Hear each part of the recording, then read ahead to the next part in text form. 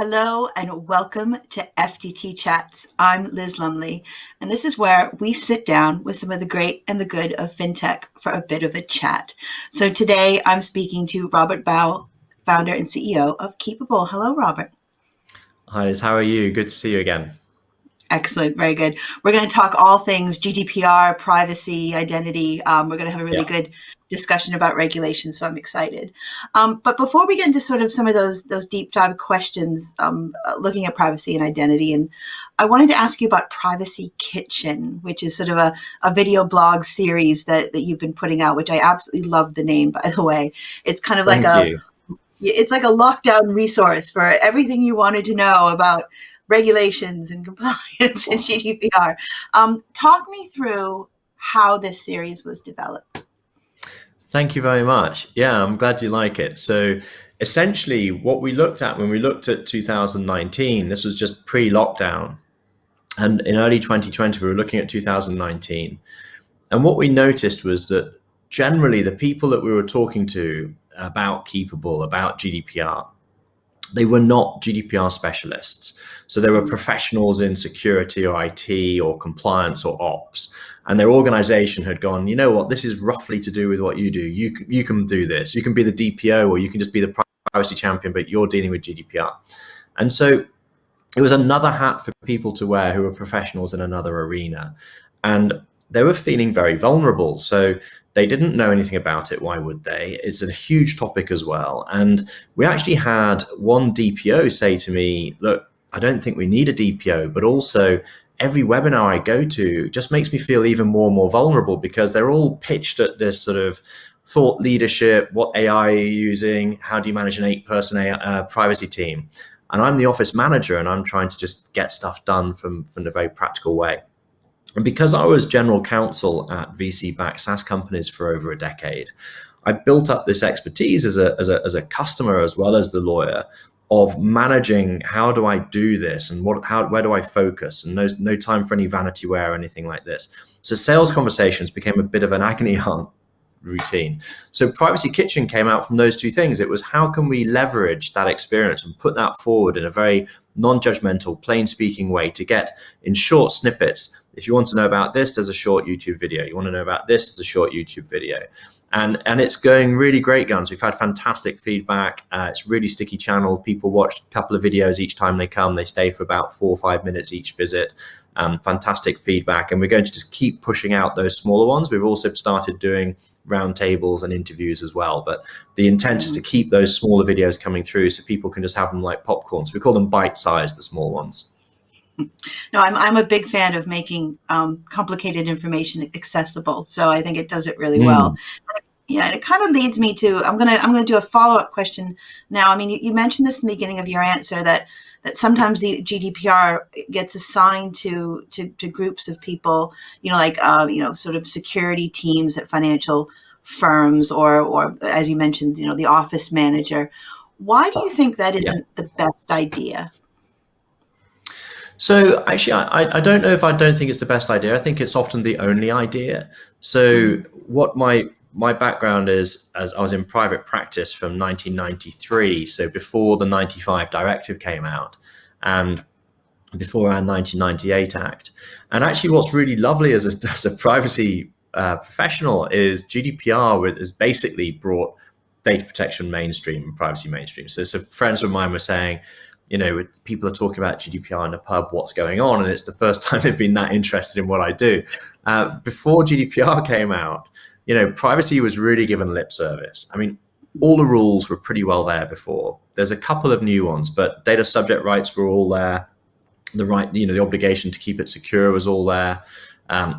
So there's not massively new material in GDPR. What's new is the fines. And what that meant was when GDPR came into effect in 2018, even though it had been passed in 2016, particularly in finance, there'd been a lot of stuff with MiFID II, and everyone had been just dealing with this sort of conveyor belt of regulatory regimes that was coming in.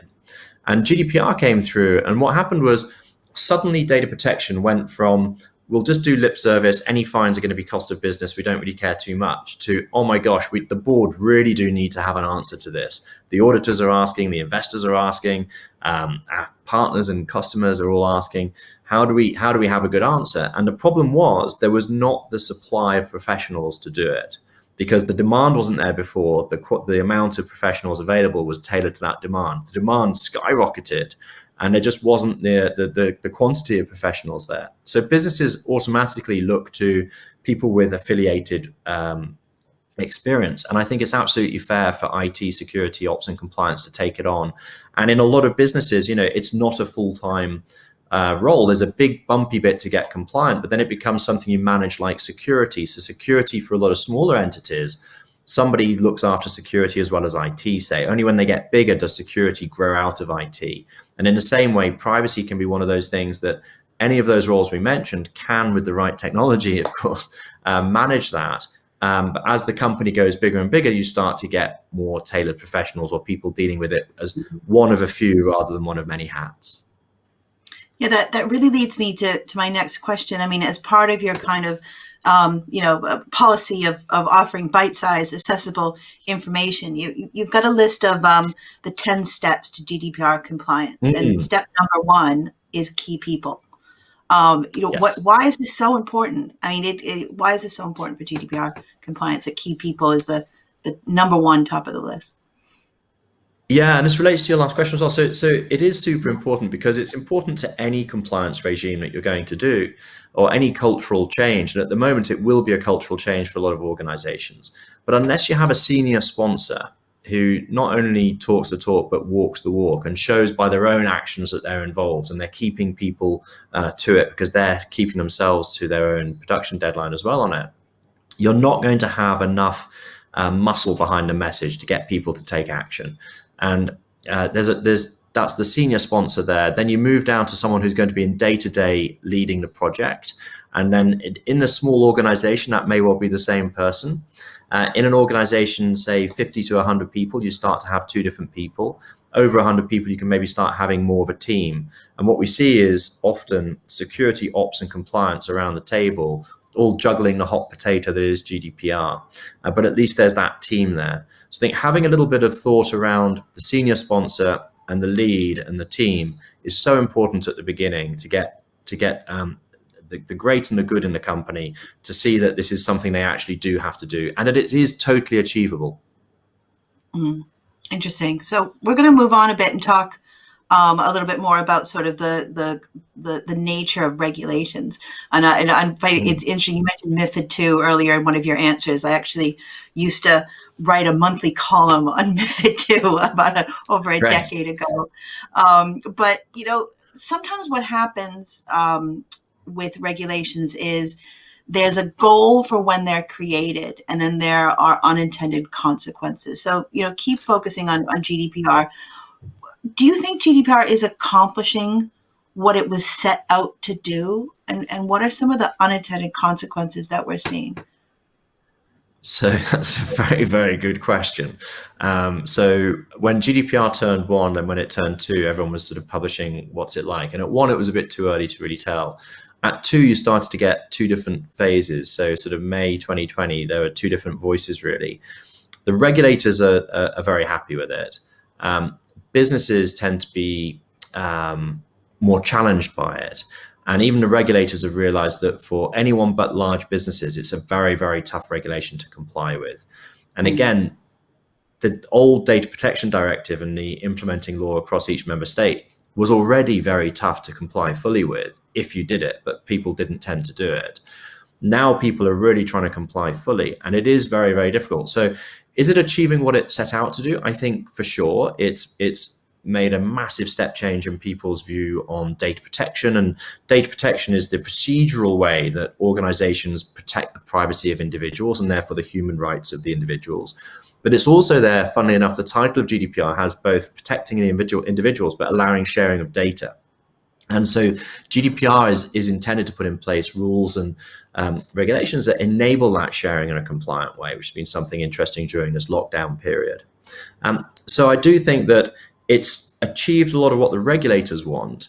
in terms of the awareness. In terms of the actual compliance, one of the more recent studies was September 2019. Capgemini said only 28% were compliant across all industries. You see different stats. So, for example, PwC Luxembourg just revisited their fantastic GDPR readiness survey.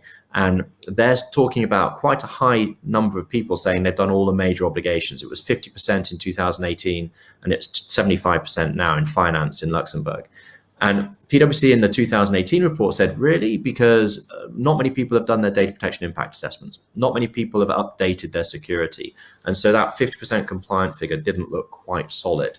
And when you look at the data in the recent PwC one from just December 2020, you look at it and go, actually the same thing is, again, it can't really be that 75% of people are compliant in finance. And from what I'm hearing in the market, many people are still struggling to update that first data protection, personal data inventory they created, that data map in spreadsheets back in 2018-19. They're looking at it now going, we didn't really know what we were doing then, and that's not really very good. We need to update that.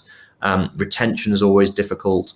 Being able to put in place all the security updates is quite difficult. Interestingly, on finance, finance is the only industry in a recent government-sponsored report, DCMS report, 100% of the improvements to cybersecurity in the last 3 years were driven by GDPR, at least to some extent.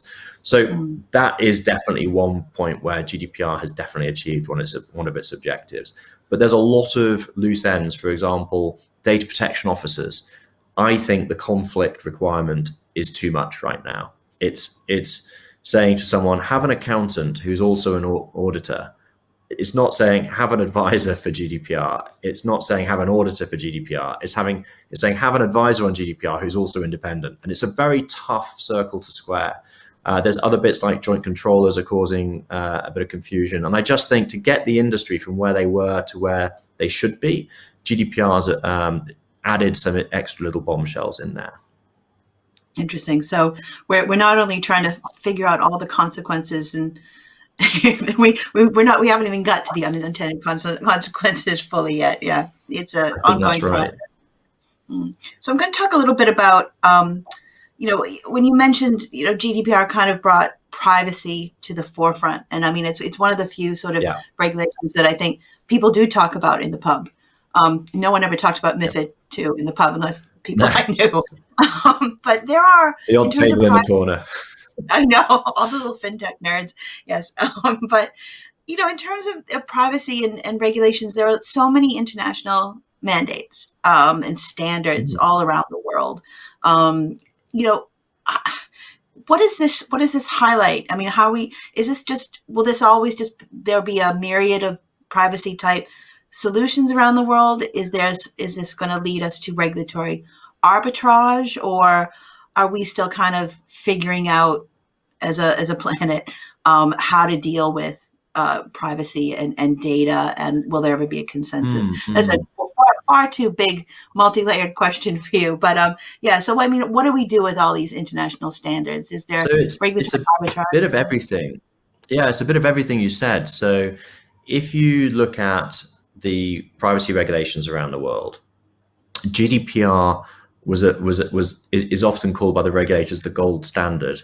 It has driven privacy rules in California, in Brazil, in India, and it continues to drive privacy rules around. One of the new US privacy acts in one of the states actually refers to GDPR in its recitals. So GDPR is a very, very powerful benchmark around the world. And I think this is where when you look at people who implement privacy, who operationalize a privacy compliance program, what they do is they start from principles. So the principles in GDPR were actually encapsulated in different treaties and conventions going back to just after World War II.